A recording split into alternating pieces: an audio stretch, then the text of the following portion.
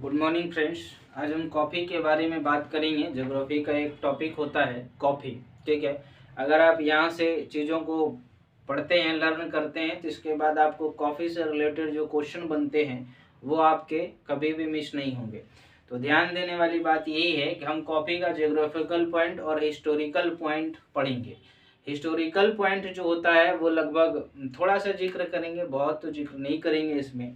तो जैसे मान लेते हैं, अगर हम ये कहें कि भारत में व्यवस्थित जो है खेती की शुरुआत कब से की गई, किसकी, कॉफी की, तो 1670, ठीक है, 1670 में ये शुरुआत हो जाता है यहाँ व्यवस्थित खेती के, यानी सभी लोग निजी जो भी खेती की शुरुआत करना चाहते थे, जो कॉफी के व्यापार करने वाले लोग थे, इन्होंने 1670 में यहाँ शुरुआत कर दिए थे भारत में, ठीक है।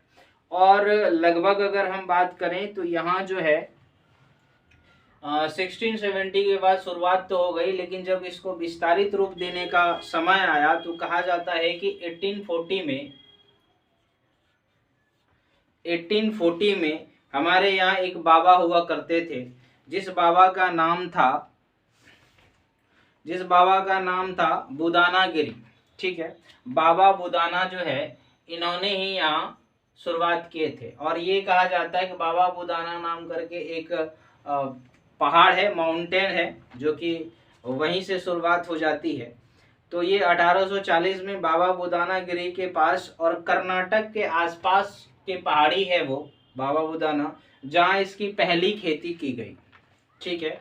अगर आपसे पूछा जाए कि पहली खेती कहाँ की गई, तो बाबा बुदाना गिरी जो है ये कर्नाटक के आसपास है, वहीं इसकी खेती 1840 में शुरुआत अच्छे तरीके से हो गई। अगर व्यवस्थित खेती की बात करते हैं तो 1670 में हुई, और यदि हम बात करें कि पूरी तरह से अगर फैला कर विस्तृत होकर के अगर खेती हो जाती है तो यहाँ शुरुआत हो जाती है, ठीक है।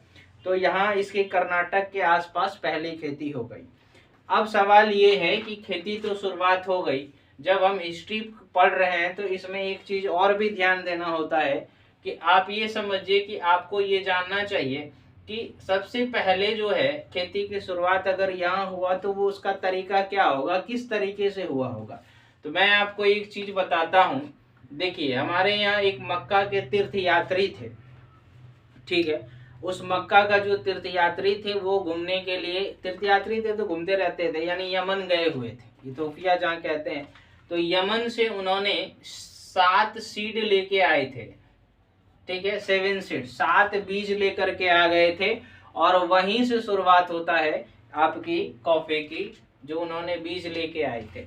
वैसे कहा जाता है कि ये जो 7 है, 7 इस्लाम में बड़ा एक इम्पोर्टेंट, यानी इसको अलग दृष्टि से देखा जाता है। इस पे हम नहीं करेंगे चर्चा, क्योंकि हमारा हिस्ट्री का पॉइंट तो है नहीं। तो इसमें 7 को इस्लाम में थोड़ा सा वैल्यू दी जाती है, 7 नंबर को, वो आप देख सकते हैं कहीं से भी। तो हमारा क्या है, हिस्टोरिकल पॉइंट में इतनी बात जानना जरूरी है कि सबसे पहली बात क्या है कि ये 1670 में हमारे यहाँ व्यवस्थित खेती होना शुरू हो गया। और 1840 में क्या होता है कि ये बाबा बुधनी जो है, बाबा बुधनी के कर्नाटक के आसपास पहाड़ी के एरिया में खेती करना। और ये बाबा बुधनी गिरी जो है ये एक बाबा का भी नाम है, ठीक है। तो वो वहां से शुरुआत हो जाती 1840 में, ठीक है। और जब इसकी शुरुआत हो जाती है बहुत अच्छे तौर से, तो क्या है ना कि भारत में अच्छे क्वालिटी के, अभी उसके किस्म पढ़ेंगे, अच्छे अच्छे क्वालिटी के यहाँ सारी खेती कॉफी की होने लगे। फिर इसके बाद क्या होता है कि जब इसको एक्सपोर्ट और इंपोर्ट की बारी आई, ठीक है, खेती हो गई, क्योंकि यहाँ लोग एक्सपोर्ट जो है ज़्यादा कर रहे थे, ठीक है। तो कहने का मतलब यहाँ यूज़ कम हो रहा है। जैसे चाय हमारे यहाँ है, जितना उपजाते उससे ज़्यादा ही पी लेते हैं, कह सकते हैं। लेकिन कॉफ़ी में ऐसा नहीं है, कॉफ़ी बाहर ज़्यादातर जाता है, ठीक है। तो कॉफ़ी का एक्सपोर्ट होने लगा, तो उसके लिए इन्होंने उस समय जब शुरुआत हुई तो उसके लिए एक स्टेशन बनाया गया था, एक स्टेशन बनाया गया था जिसका नाम था मैसूर कॉफी एक्सपेरिमेंट स्टेशन। याद रखिएगा, उसका क्या नाम था, मैसूर कॉफी एक्सपेरिमेंट स्टेशन। यहाँ इसकी एक्सपोर्ट इंपोर्ट की व्यवस्था को और कॉफी की निगरानी के लिए जो था उन्होंने एक स्टेशन बनाया था। ठीक है, तो हिस्टोरिकल पॉइंट में इतनी बात आप समझ गए, से ज़्यादा तो हमें लगता है और भी ज़रूरत नहीं है आपका। तो ये चीज़ें हैं, ठीक है। और दूसरी बात, एक और चीज़ अगर हम बात कर लें तो केरल जो है ये, इसकी अगर हम टाइप पढ़ेंगे तो उसमें बताएंगे केरल में हमारा जो है ये टाइप जो है ये रोबुस्टा, ये दूसरे स्थान पर केरल है। सबसे उत्पादन की दृष्टि से अगर देखा जाए तो केरल जो है ये दूसरे स्थान पर है। किस किस्म का? तो रोबुस्टा किस्म का। इतनी बात समझ गए। चलिए आगे आते हैं। आगे हम देखते हैं कि अगर हम अब हिस्टोरिकल पॉइंट हो गया, अब ज्योग्राफिकल पॉइंट पे आते हैं कि किस तरीके से इसकी खेती की जाती है, क्या टाइम रहता है और किस तरीके से हम इसको अच्छी तरीके से उगा सकते हैं, या इसका जो भी पॉइंट है देखते हैं। कहते हैं कॉफी जो है ये आपका प्रोडक्शन टाइम जो है ये जैन से मार्च है, यानी जनवरी और मार्च में इसको, जनवरी से मार्च के बीच में जो टाइम लगता है उसमें इसको लगा दिया जाता है। और इसका जो चुनने का टाइम होता है, चूंकि इसमें एक बीज गोल गोल होता है, ठीक है, पल्म के तरह, बैर के तरह, तो वो जो है अक्टूबर से लेकर के जनवरी के आसपास इसे चुन लिया जाता है, या कह सकते हैं कि फसल को तैयार करने लगता है। ठीक है, तो ये तो इसका ये है। और एग्जाम पॉइंट ऑफ व्यू से थोड़ा टाइम कभी कभी पूछ लेते हैं कि लगाने का टाइम क्या है, तो उसको आप याद रखेंगे। अगली पॉइंट है कि कॉफी का जो है, अब देखो अगर मान लेते हैं कि ये जनवरी और मार्च में लगता है, तो इसके लिए मिट्टी हमारे पास क्या होना चाहिए, किस तरीके का टेम्परेचर होना चाहिए। तो टेम्परेचर जो होना चाहिए वो उष्ण होना चाहिए, उष्ण कटिबंधीय पौधा होता है तो थोड़ा इसमें गर्मी जरूरी है इसको, ठीक है, गर्मी चाहिए। तो गर्मी चाहिए तो कितना, तो 15 से 25 तक कहीं, और कहीं 15 से 30 तक दिया जाता है। तो घबराए नहीं, अप्रोक्स एवरेज होता है, तो 15 से 25 है, और ये 30 तक इसका क्या होना चाहिए, टेम्परेचर होना चाहिए। और अगर इसकी वर्षा की बात करें तो ये 150 से 200, कहीं कहीं 2 से 250 भी मिलता है। ठीक है, यहाँ भी एवरेज की बात करते हैं, आप जैसे ऑप्शन देखेंगे वैसा काम करेंगे। ठीक है, तो रेंज जो है बारिश इतना होना चाहिए, और आपका क्या है, टेम्परेचर क्या होना चाहिए, 15 से लेकर 25 तक, और 25 से 30 तक आपको जो मिले टिक कर लेंगे। वर्षा कितना होना चाहिए, औसतन, औसतन हमारा जो कॉफी पौधे के लिए वर्षा होना चाहिए बारिश, वो 150 से 200 के बीच होना चाहिए। अब सवाल ये है कि अगर मान लेते हैं तो इसकी खेती करने में ना एक चीज है कि इसकी खेती के साथ साथ और भी खेती किया जा सकता है साथ ही, और किया ही जाना चाहिए, क्योंकि अगर कॉफी का टेम्परेचर को बैलेंस में रखने के लिए हम क्या करते हैं, इसके साथ में और दूसरी खेती, यानी इसको हम कह सकते हैं सेकेंडरी खेती करना पड़ता है। यानी क्योंकि अगर देखो इसका पौधा जो होता है लगभग आप कह सकते हैं कि 9 मीटर तक होता है, और इसको काट छांट करके 4-5 पे रखा जाता है। ठीक है, जब इसको काट छांट के 4-5 में रखा जाता है तो इसका मतलब उसके साथ साथ यहाँ आप केला लगा सकते हैं, ऑरेंज का पेड़ लगा सकते हैं, आम का लगा सकते हैं, कोई भी फसल ऐसा लगाओ जो कि उसमें क्या हो कि अगर इसका मान लेते हैं कॉफी का पौधा इतना है तो वो पौधा इतना होना चाहिए। और इसका मतलब ये है कि इसकी सन का जो किरण है वो इस पे डायरेक्ट नहीं पड़ना चाहिए, क्योंकि डायरेक्ट यदि पड़ता है तो फिर ये पौधे का टेम्परेचर बढ़ जाता है या घट जाता है। दो कारण होता है कि अगर मान लेते बढ़ गया तो भी पौधा आपका ठीक ठाक नहीं रहेगा, मर जाएंगे, जितना प्रोडक्शन होना नहीं हो पाएगा। और यदि किसी कारण से आपका टेम्परेचर भी कम हो जाता है, बहुत टेम्परेचर यदि कम हो जाता है तो भी, यानी कि औसतन जो दिया है 15 से 25 या 30 के आसपास उतना होना चाहिए, तो ही आपका ये अच्छी तरीके से खेती हो सकती है। ठीक है, इतनी बात आप समझ गए कि कॉफी के लिए खेती का आपका किस तरीके का चाहिए। और इसमें आपका मिट्टी जो होना चाहिए वो लावा या फिर लेटेराइट होना चाहिए, बुरबुरी मिट्टी होना चाहिए। ठीक है, तो ये 3 पार्ट हम लोगों ने देखा। इसमें हमने क्या क्या देखा, एक तो पहले इसका प्रोडक्शन टाइम देखा, फिर उसका जो काटने का टाइम होता है, वो तैयार करने का टाइम हमने देखा, उसके बाद हमने देखा कि इसमें से टेम्परेचर क्या होना चाहिए, फिर उसके बाद उसका रेंज जो वर्षा का औसतन एवरेज क्या है वो होना चाहिए, और हमने अंतिम पॉइंट जो देखा कि उसकी मिट्टी किस तरीके के होने चाहिए। यहाँ से क्वेश्चन मिट्टी वालों से बनता है, टेम्परेचर यानी प्रोडक्शन टाइम या काटने के टाइम से बनते हैं। इतनी बात है, तो आपको आई होप कि इतनी बात समझ में आ गया। थोड़ा वीडियो बड़ा होगा लेकिन हम पूरी टॉपिक समझेंगे। मैंने पहले ही बोला है कि इस क्वेश्चन के बाद, इस वीडियो के बाद आपका जो है क्वेश्चन नहीं छूटेगा। ठीक है, आगे बढ़ते हैं। इसके बाद हम आ जाते हैं सीधा सीधा बात कॉफी का। अब जो है एक तो आपने फसल लगा ली है, ठीक है, काट भी लिए, किस तरह की मिट्टी चाहिए वो सारी आपको जानकारी मिल गई। अब आपको क्या है कि इसकी कॉफी का जो है वो 3 टाइप होता है। ठीक है, मुख्य तौर पे भारत में 2 टाइप हमारे पास बहुतायत मात्रा में होते हैं। पहला टाइप जो है वो अरेबिका है, ठीक है, दूसरा टाइप जो है रोबुस्टा है, और तीसरा टाइप जो है वो लेबेरिका है। ठीक है, या लाइबेरिका जो भी बोल सकते हैं। अरेबिका जो है ये 450 किलोग्राम पर हेक्टर होता है। ठीक है, औसतन ये इस तरह से, और रोबुस्टा जो होता है 480 किलोग्राम पर हेक्टर होता है। यानी कहने का मतलब है कि अरेबिका से ज्यादातर, यानी कि रोबुस्टा, यानी भारत में सबसे ज्यादा अगर किस किस्म, अगर कॉफी की किस्म पूछे तो रोबुस्टा पाया जाता है। ठीक है, वैसे इसको कहा जाता है, लेकिन ये उत्पादन जो होता है इसका ज्यादा होता है। इसीलिए यहां से एक क्वेश्चन बनता है ये कि आपका जो है, आपको कहा जाएगा कि रोबुस्टा जो है भारत में कौन से स्थान पे और कहाँ उगाए जाते हैं। तो देखिए हम बता रहे हैं आपको, केरल जो है, केरल ये 2nd स्थान है। ठीक है, रोबुस्टा के उत्पादन क्षेत्र में, याद रहेगा, केरल 2nd स्थान है रोबुस्टा के उत्पादन वाला क्षेत्र में। ठीक है, तो इतनी बात आपको समझ में आई। तीसरा है लाइबेरिका, जो ये बहुत ही उतने अच्छे किस्म के नहीं होते, तो इसके बारे में कोई खास नहीं है। ठीक है, तो 2 चीजें अरेबिका और रोबुस्टा, क्लियर है। हम एक बार और भी 5 मिनट में शॉर्ट पूरा रिवीजन करा देंगे आपको, ताकि आपको पूरी याद हो जाए। ठीक है, तो अब उसके बाद रेन तक हो गया।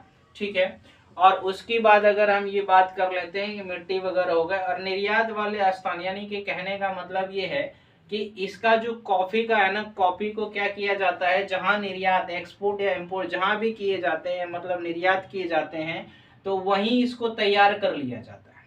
ठीक है, तैयार इसका इसीलिए किया जाता है क्योंकि इसकी क्वालिटी में डिफरेंट होने लगता है। अगर आप कहीं और दे देते हैं, या फिर मान लेते हैं कि आपने तैयार किए भेज दिया, वो वहां तैयार कर रहे हैं, तो कच्चा फल अगर आप दे दिए, कच्चा अगर आप कॉफी दे दिए, तो वो ठीक नहीं होता। ठीक है, इसीलिए निर्यात जो होता है वहीं कॉफी को तैयार कर लिया जाता है, वहीं सुखा करके। अब तैयार करने की इसकी विधि है। तैयार करने का एक विधि होता है जो कहते हैं कि इसको क्या करते हैं, 2-3 वीक तक, सप्ताह तक धोया जाता है, फिर सुखाया जाता है, तो उसको कहते हैं चेरी। ठीक है, चेरी ब्लॉसम कह सकते हैं। चेरी कॉफी जो है वो चेरी टाइप का कॉफी होता है, जिसमें हम धोया जाता है। ठीक है, 2-3 तरीके से इसको 2 से 3 वीक लगते हैं। फिर एक आपका परचीमेंट कॉफी जो होता है, इसका एक परचीमेंट तरीका है। देखो, एक चेरी कॉफी तैयार करने का तरीका है, दूसरा परचीमेंट है। परचीमेंट में जो क्या है, इसमें हौज में साफ कर तैयार किया जाता है। ठीक है, हौज में डाल दिया जाता है और इसको साफ किया जाता है। ठीक है, उसके बाद तीसरा जो है मानसूनी है। मानसूनी क्या होता है कि इसको सुखा करके तैयार किया जाता है। हमने 3 पार्ट पे डिस्कस किए इसका क्या क्या, कि कॉफी को तैयार करने का क्या है। एक तो पहली बात, जहां से इसको एक्सपोर्ट इंपोर्ट जो भी है, जहां निर्यात किया जाता है, यानी जहां है वहीं इसको तैयार कर लिया जाता है, एट ए टाइम कह सकते हैं, वहीं तैयार होता है। उसके बाद इसके 3 तरीके हैं। 3 तरीके में एक है कि आपका पहला तरीका जो है, इसको 2-3 वीक तक जो होता है धोया जाता है, और इस प्रोसेस को चेरी ब्लॉसम कहते हैं। और परचीमेंट जो है, इसमें क्या होता है, हौज में डाल दिया जाता है और इसको साफ करके किया जाता है, उसको परचीमेंट तरीका कहते हैं। और तीसरा तरीका मानसूनी है। मानसूनी में क्या होता है कि इसको सुखा दिया जाता है। ठीक है, सुखा करके बोरा वगैरह में भर करके इसको कहीं रख दिए जाते हैं, और इसको हवा वगैरह लगाया जाता है, फिर उसके बाद उसको किया जाता है। ठीक है, तो इतनी बात आपने सीखी। हम और भी डिटेल कर सकते हैं, लेकिन बहुत बड़ा वीडियो हो जाएगा तो फिर दिक्कत आ जाएगी। तो ये इतनी बात हो गई। ठीक है, अब आपने देखो पॉइंट ऑफ व्यू से, अब जो है हम यहाँ देखते हैं कि प्रोडक्शन का एरिया क्या है। इतनी बात हम लोगों ने समझ गए। प्रोडक्शन का एरिया जो है, पहला कर्नाटक है, फिर केरल है, और फिर तमिलनाडु है, महाराष्ट्र और आंध्र प्रदेश है। ठीक है, हमने इसको शॉर्ट में KKTMA लिखा है, यदि आपको याद रहे तो ठीक है। मुख्यतः ये 3 ही याद रखना है, इसका कोई ज्यादा जरूरत नहीं है, क्योंकि इससे ना तो क्वेश्चन आते हैं और ना इसकी वहाँ कोई बहुत ज्यादा रोल नहीं है। तो आपका कर्नाटक हो गया, केरल हो गया और तमिलनाडु। आप समझिए कर्नाटक में 70% तक होता है और केरल में आपका 21% तक होता है। तो कर्नाटक, केरल और तमिलनाडु जो है ये प्रोडक्शन का एरिया है। ठीक है, आई होप कि आपको ये बात समझ में आई होंगी। ठीक है, उसके बाद कहा जाता है कि आपका अगर एक पौधा आप लगाते हैं, वैसे तो एक जगह जहाँ भी इसका उपज होता है कम से कम 10 लाख वगैरह पौधे लगाए जाते हैं, उसकी तो अलग बात है। ले यदि आप एक पौधा लगाते, एक प्लांट की बात करते हैं, तो आपको कहीं आधा केजी या 1 केजी, ठीक है, हाफ केजी या 1 केजी एक पेड़ आपको दे देता है। ठीक है, यानी एक पौधा दे देता है। तो यहाँ से आपके, तो इस हिसाब से हमें लगता है कि ये जो है कॉफ़ी का एरिया आपने समझे, point of exam point of view से आपने देखे कि क्या क्या हो सकता है। आई होप हम आपको तुरंत रिवीजन करा देते हैं। रिवीजन जैसे देखिए, हमने क्या बताया था कि कॉफ़ी जो है 1670 में व्यवस्थित रूप से शुरू हो गई थी तरीका, मतलब खेती करने की, और 1840 में जो है ये लोग एक्सपोर्ट इंपोर्ट भी करने के लिए तैयार हो गए थे, यानी खेती की शुरुआत हो जाती है।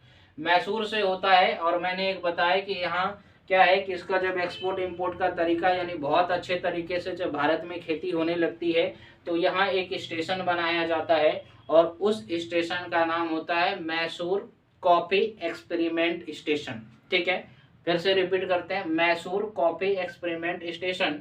और वहां से उसके बाद शुरुआत हो जाती है। फिर हम उसके बाद ये हिस्टोरिकल पॉइंट यहीं खत्म करते हैं। उसके बाद हम ज्योग्राफिकल पॉइंट पे आते हैं। तो मैंने बताया आपको प्रोडक्शन टाइप क्या है, जनवरी से मार्च है। काटने चुनने का टाइम क्या है, अक्टूबर जनवरी है।